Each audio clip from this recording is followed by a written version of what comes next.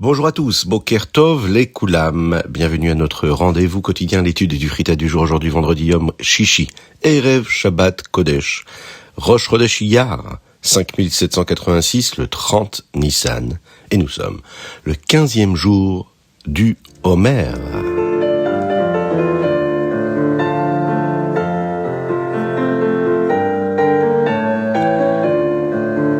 Cette semaine, nous travaillons sur la Mida de Tiferet, la beauté, l'harmonie. L'une des façons dont nous manifestons Tiferet dans nos relations avec autrui est de faire preuve de Rachmanut, de compassion. De la compassion envers une autre personne, mais aussi de la compassion envers nous-mêmes. Le chesed, c'est le fait de donner. Parfois, nous devons agir par chesed, comme nous l'apprenons d'Avraham Avinu. Par exemple, nous devons agir par un pur chesed envers un invité. Nous devons lui donner de la nourriture, du confort, sans nous demander s'il le mérite ou non. La gvura, c'est la force, la rigueur. C'est l'opposé du chesed, c'est se retenir, être strict. Parfois, nous avons besoin de la gvura, qui était la mida de Yitzhak Avinu. Comme un parent ou un enseignant qui doit parfois se retenir et ne pas donner à un enfant ce qu'il veut si cela n'est pas bon pour lui. Et enfin, nous avons Tiferet. Tiferet, c'est l'harmonie. Il y a d'autres moments où nous avons besoin de Tiferet, comme Yaakov Avinu. Tiferet nous permet d'avoir une part de chesed et une part de gvura.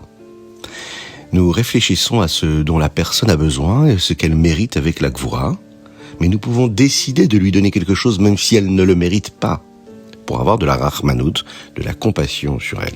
C'est cela, Tiferet. Lorsque nous utilisons notre Tiferet et notre Rachmanut avec un autre juif, cela pousse Akadosh Baruch Hu à agir de la même manière envers nous. Akadosh Baruch Hu fera également preuve de Tiferet et de Rachmanut envers nous et nous jugera Be'ezrat Hashem pour le bien. Nous avons tous un Yetzer Hara et on peut comprendre que c'est une épreuve difficile de succomber à notre Yetzer Hara.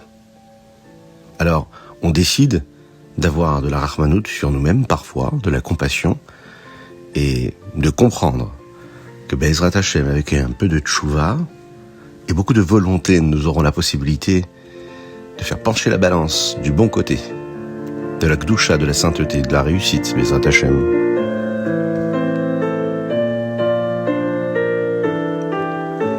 Chumash, Tazria Metzora, aujourd'hui Moshe Rabbeinu enseigne au Ham Israël la loi de la Tsara'at sur le mur d'une maison, ce qui arrivera au Ham Israël lorsqu'ils habiteront en Eretz Israël.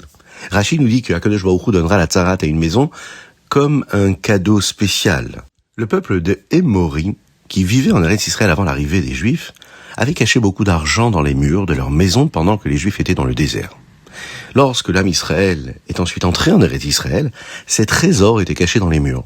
Et la seule façon pour eux de trouver l'argent était de devoir démolir la maison. C'est ainsi que avoir la Tsara'at sur la maison s'est avéré être un grand cadeau d'Akadosh Baruch Hu, leur permettant de trouver ces trésors qui étaient cachés. Nous allons parler maintenant des détails de cette mitzvah-là. Si une personne voit des taches vert foncé ou rouge foncé sur le mur de sa maison, elle doit les montrer au Kohen car il pourrait s'agir de la Tsara'at. Mais avant que le Kohen n'arrive, la personne doit sortir tout ce qui se trouve dans la maison. Car si le Kohen déclare que la maison est tamée, impure, tout ce qui se trouve à l'intérieur deviendra tamé également. D'abord, le Kohen vient et vérifie si la tache ressemble à la de la Tsara'at. Les taches de Tsara'at ont l'air d'être plus profondes que le mur, et si la tache a cet aspect, le Kohen ferme la maison pendant une semaine pour voir si la Tsara'at s'agrandit ou disparaît. Lorsque le Kohen revient vérifier, si la tache a grandi, la personne doit retirer toute cette partie du mur et construire un nouveau mur à la place. Si la Tsara'at revient sur le nouveau mur, la maison entière doit être démolie. Une fois que la Tsara'at disparaît, la personne doit apporter le même type de sacrifice, les korbanot, que nous apportons pour la Tsara'at sur le corps ou les vêtements. Nous apprenons également dans notre paracha d'autres types de touma, une forme d'impureté qu'un homme peut contracter qui est appelée toumat zav. Ce type d'impureté peut survenir lorsqu'une personne est malade. Et si un homme devient tamé de cette manière, tout ce qu'il touche peut devenir tamé aussi. Pour redevenir pur, Tahor, il doit attendre 8 jours après avoir été impur, puis aller au mikvé et apporter 2 oiseaux en korban, en sacrifice.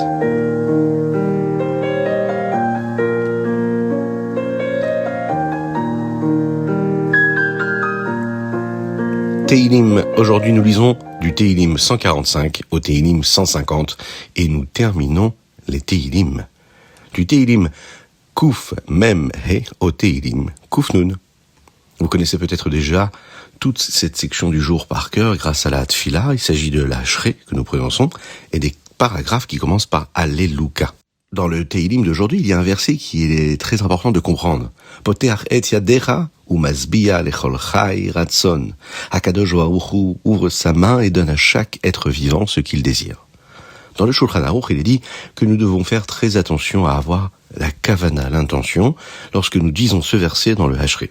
Si quelqu'un n'a pas la kavana, il doit répéter le verset.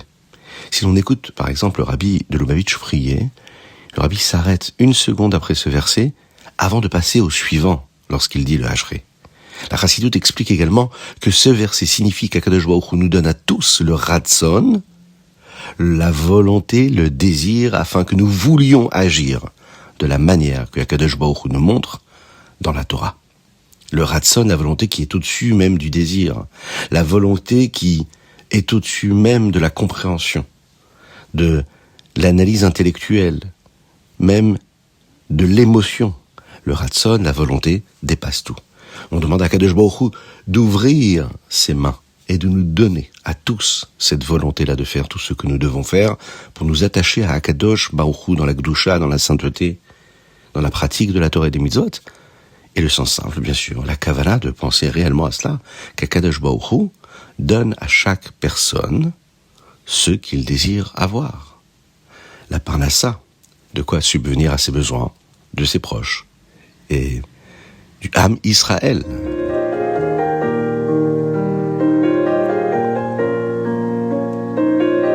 Tania, l'Ikouté Amarim, chapitre 43. Pour que deux mitzvot montent vers Akadosh Baruch Hu, elles ont besoin de deux ailes, comme un oiseau pour s'envoler.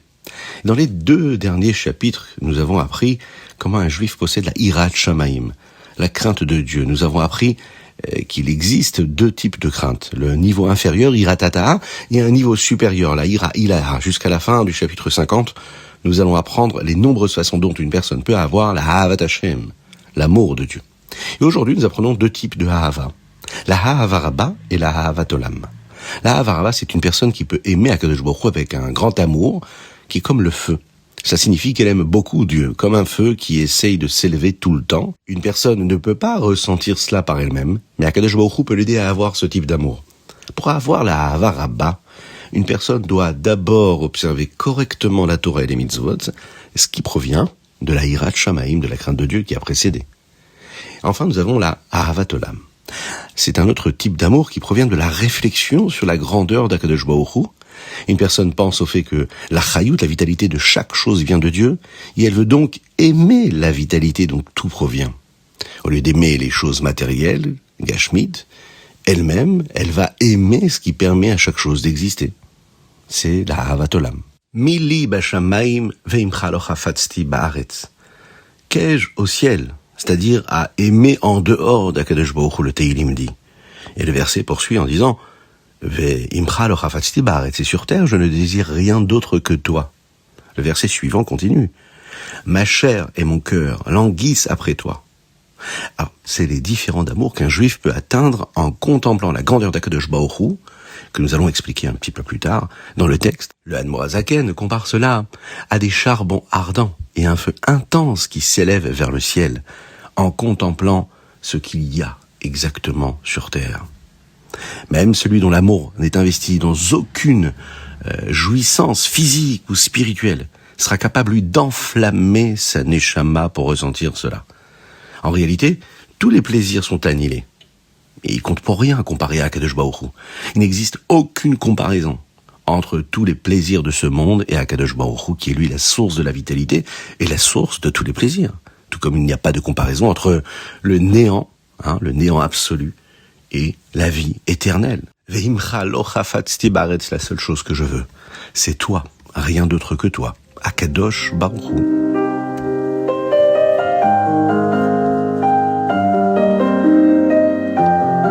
Ayom Yom, aujourd'hui 30 Nissan. Nous sommes le 15e jour du Homer et c'est aussi Rosh Chodesh. Voici les types de Farmorengen qui devraient se tenir à la choule. le Farmagen de Shalosh Seudot, le Farmagen de Shabbat Mevarichim, les Farmagen de Yom Tov comme Rosh Chodesh et les fêtes racidiques, et les Farmagen de Melav et Malka, qui devraient se tenir dans les maisons des gens. Voici les consignes que le Hayom Yom nous donne.